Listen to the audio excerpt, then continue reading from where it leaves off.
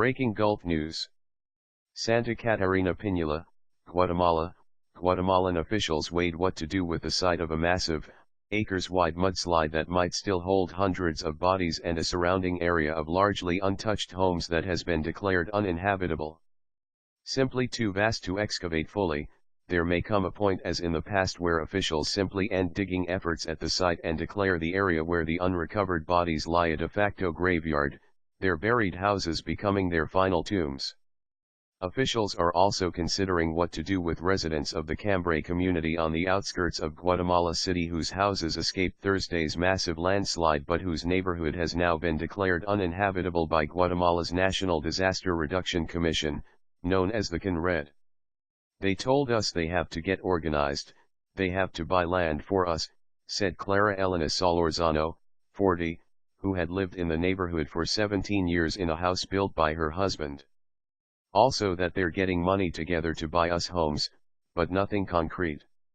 As the death toll rose to 152 late on Monday, questions mounted about why people were allowed to build homes at the base of a dangerous hillside next to a small river. Conred said it had warned of the risk Cambray faced since last year and had recommended that residents be relocated.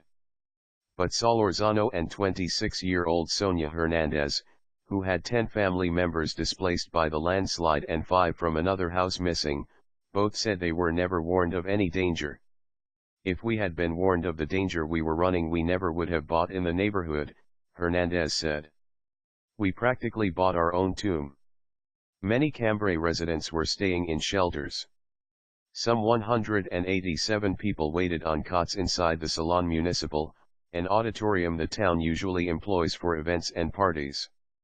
Displaced families could find food, medical services, activities for children and psychological services there.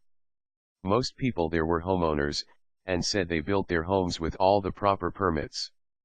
They said they were more focused on the nearby river that occasionally overflows its banks than the hillside above them. Disaster Reduction Commission Director Alejandro Maldonado said he had warned Mayor Tono Coro of the municipality of Santa Catarina Pinula that the river was eating away at the base of the steep hill. Maldonado said he was waiting for a report from local authorities about what they had done in response to the warning. Municipal spokesman Manuel Pocasanger said local authorities had warned residents about the dangers, but the inhabitants did not want to leave their homes. Maldonado acknowledged there are many neighborhoods like Cambray in and around Guatemala City that are at risk of flooding or mudslides. "What happened in Cambray is just a tragic case of what could potentially happen throughout the city," Maldonado said.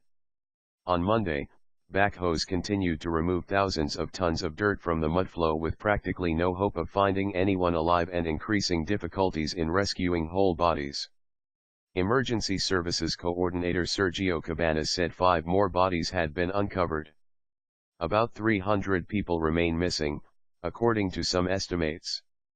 Maldonado said authorities are still committed to recovering the bodies of victims, but stressed we are not going to risk more lives unnecessarily.